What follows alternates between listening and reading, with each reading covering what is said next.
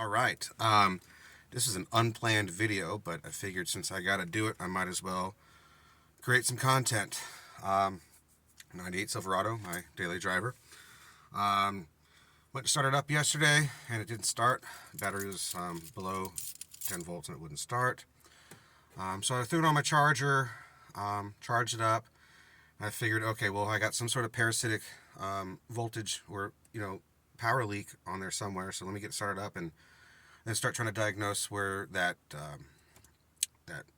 leak is. Well, it still could be that, but I can tell you this much. I know for a fact that when I started the truck up, I'll go ahead and do it right now.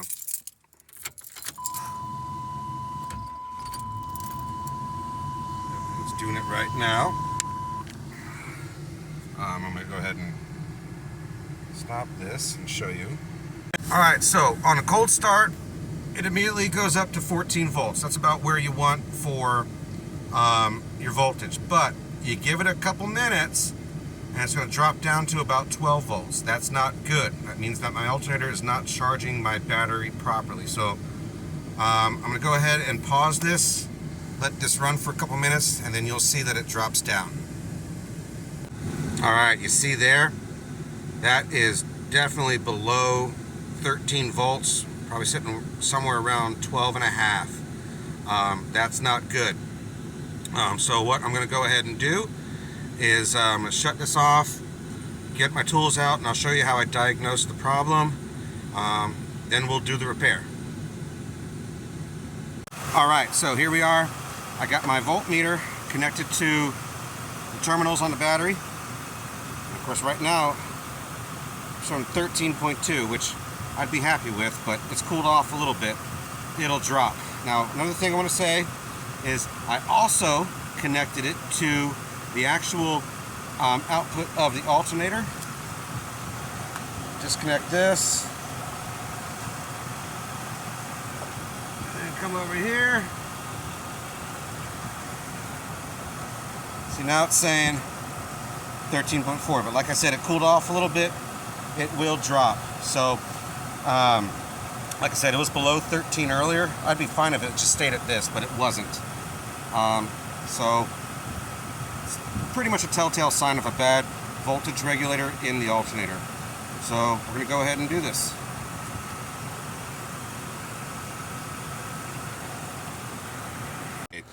Alright, so tools you'll need for this project is some sort of voltmeter, okay? Metric sockets, 3/8 ratchet, a 5/16 wrench for disconnecting the battery, screwdriver, flathead, and a belt tensioner mover. You can also just use a ratchet for this if you don't have one of these, but these just make it a little bit easier. It gives you a little bit more leverage. Okay, first things first, when doing this job, make sure you fully disconnect your battery, okay? And the reason why is this line right here, this little orange one right here, goes directly to your alternator. So you don't want power when you're taking that nut off, okay? Because it'll make you a crispy critter, and you don't want that. So just a little bit of safety. That's the first thing you should do. Alright, I don't know how successful I'm going to be doing this one-handed. I got the tensioner pulley on the tensioner pulley to release the tension. Like I said, I'm going to try to do this one-handed. But you release on it like this, okay? Then pull that off, and it's off, okay? Alright, so now I'm going to undo the bolts for the alternator, and then we'll get that swapped out. Alright, so there's the old one, which is Delco, which is typically pretty good because that is GM's brand. This is Delphi.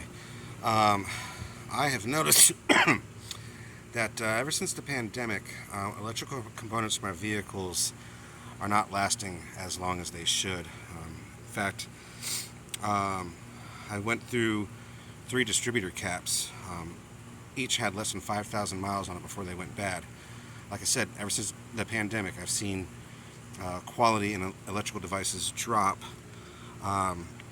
Luckily, this one I replaced less than a year ago, so it's got a full warranty on it. So when I bring this back, they'll just go ahead and reimburse me completely for this one. We're going to go ahead and drop it in. Okie dokie. So we got the alternator hooked up. I'm just going to make sure that's nice and tight. It is.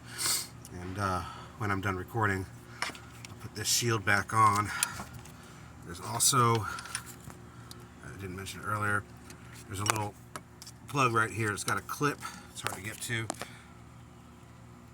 can kind of see it. Anyways, it comes off this wiring harness right here. Clips in the back. There's a little tab you lift up on, pulls out. That's back on. Got the two bolts back on. They were 13 millimeter, by the way. So I'm going to go ahead and get that all hooked back up, get the battery hooked up, and then we'll test it out.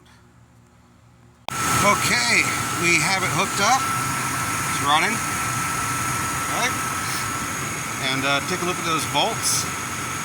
That's 1 volt more than we had before. It is cold, so I'm going to let it run for a couple minutes and then we'll check again. She has been running for about 10 minutes now up to full operating temperature and staying steady at 13.6. I am completely happy with that.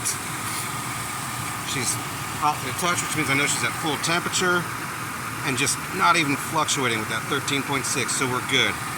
I am seeing that tensioner pulley bouncing around a little bit. I mean, a little bit of play is expected.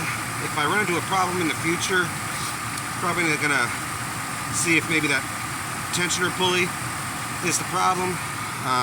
But right now, it's charging good. I mean, we'll just go double check on the dash as well.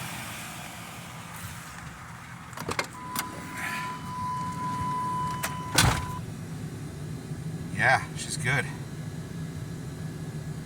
Typically, you don't want to trust your gauge too much on the dash. That's just a reference point, but I know my truck, it's pretty consistent. Go ahead and turn on the headlights too, see how much that drops. Dropped a little bit. Let's go outside and take a look at that.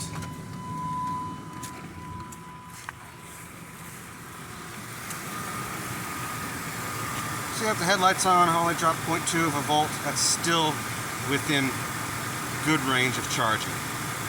Alright, well, time for me to go clean up. Thanks for watching.